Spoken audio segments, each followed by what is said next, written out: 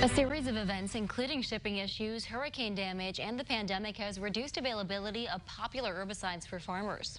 And now WCIA 3's ag reporter Stu Ellis has more on all of that in this morning's report from the farm. Weed management and farming practices will change in 2022, and farmers need to start now in their planning, says Illinois weed specialist Aaron Hager. It's really important, I think, for farmers to sit down and have conversations with their input suppliers sooner rather than later, certainly.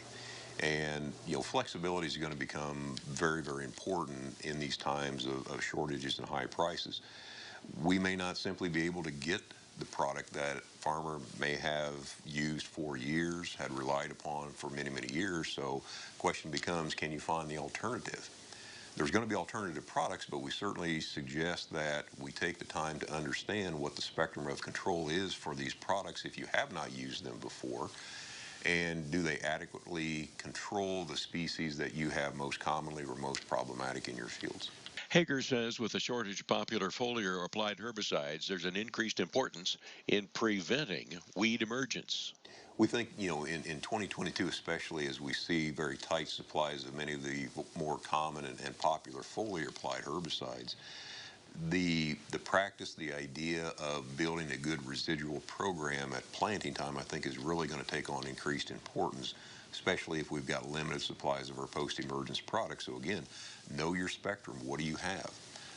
It's always certainly is good to know what the emergence pattern is. For example, if water hemp is one of your species of concerns, you never have one germination event of water hemp in a season. You have a very prolonged emergence period. So can you build that foundational residual program close to planting time, come up with, okay, here are going to be my options in a foliar applied for that post-emergence, but then again consider, do you need to add additional residual in with that post-application to hopefully carry you throughout the rest of the season so you don't necessarily have to make a second post-application, again, if these products are going to be in tight supply. As a guide to begin planning, Hager suggests the Weed Control Guide for Ohio, Indiana, and Illinois. Look for it online.